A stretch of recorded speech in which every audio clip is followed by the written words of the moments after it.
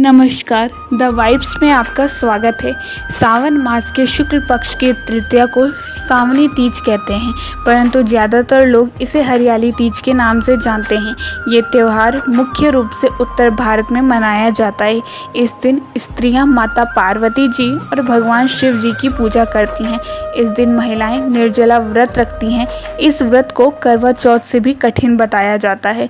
इस दिन महिलाएं पूरा दिन बिना भोजन जल के व्यतीत करती हैं तथा दूसरे दिन सुबह स्नान और पूजा के बाद व्रत करके भोजन ग्रहण करती हैं। इसी वजह से इस व्रत को करवा चौथ से भी कठिन माना जाता है। इस दिन जगह जगह झूले पड़ते हैं। इस त्योहार में स्त्रियां हरे रंग का वस्त्र पहनती हैं और चुनरी या हरे लहरिया रंग का गीत गाती हैं, मेहंदी लगाती हैं, श्रृंगार करती हैं, झूला झूलती हैं और नाचती हैं। हरियाली तीज के दिन अनेक स्थानों पर मेले लगते हैं और माता पार्वती की सवारी बड़े धूमधाम के साथ निकाली जाती है। तो क्या है इस सावनी तीज की कथा, आइए जानते हैं। भगवान शिव ने पार्वती जी को उनके पूर्व जन्म के बारे में याद दिलाने के लिए ये कहानी उन्हें सुनाई थी। शिव जी कहते हैं, हे पार्वती, बहुत समय पहले तुमने हिमालय पर मुझे वर के रूप में पाने के लिए घोर तप किया था। इस दौरान तुमने अन्न जल त्याग कर सूखे पत्ते चबाकर दिन व्यतीत किए थे। किसी भी मौसम की परवाह किए बिना तुमने निरंतर तप किया। तुम्हारी इसी स्थिति को देखकर तुम्हारे पिता बहुत दुखी थे। ऐसी स्थिति में नारद जी तुम्हारे घर पधारे। जब तुम्हारे पिता ने नारद जी से उनके आगमन का कारण पूछा तो नारद जी बोले, हे गिरिराज, मैं भगवान विष्णु के भेजने पर यहाँ आया हूँ।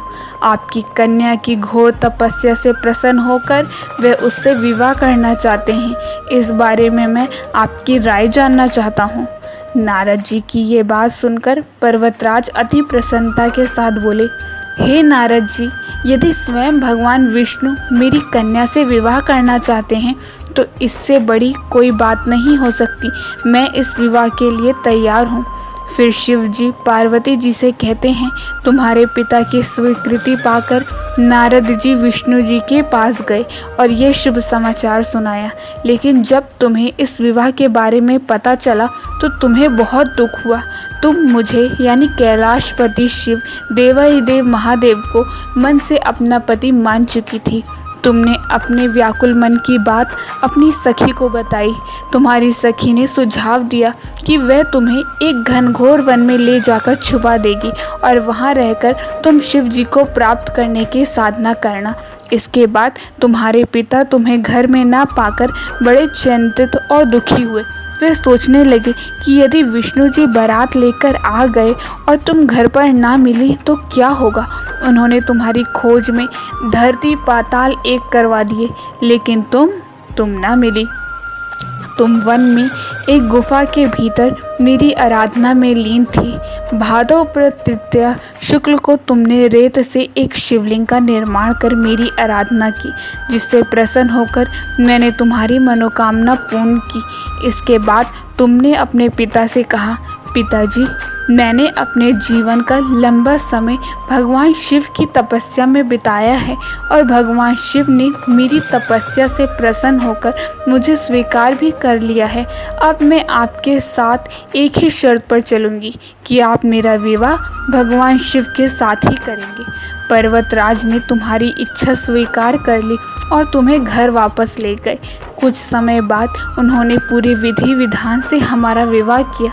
भगवान शिव ने इसके बाद कहा कि हे पार्वती, तृतीया को तुमने मेरी आराधना करके जो व्रत किया था उसी के परिणाम स्वरूप हम दोनों का विवाह संभव हो सका था।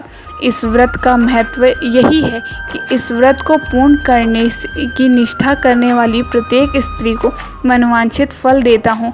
भगवान शिव ने पार्वती जी से कहा कि इस व्रत को जो भी श्रद्धापूर्ण से करेगा उसे तुम्हारी तरह अचल सुहाग प्राप्त होगा।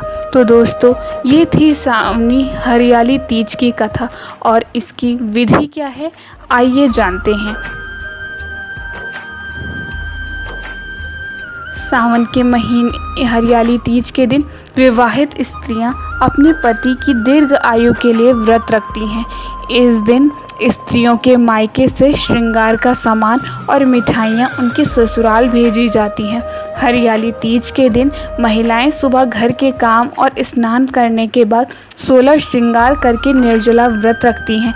इसके बाद माँ पार्वती और भगवान शिव की पूजा होती है।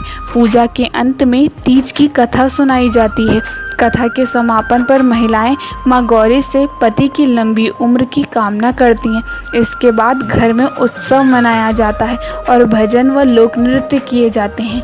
इस दिन हरे वस्त्र, हरी चुनरी, हरा लहरिया, हरा श्रृंगार, मेहंदी, झूला झूलने का भी रिवाज है।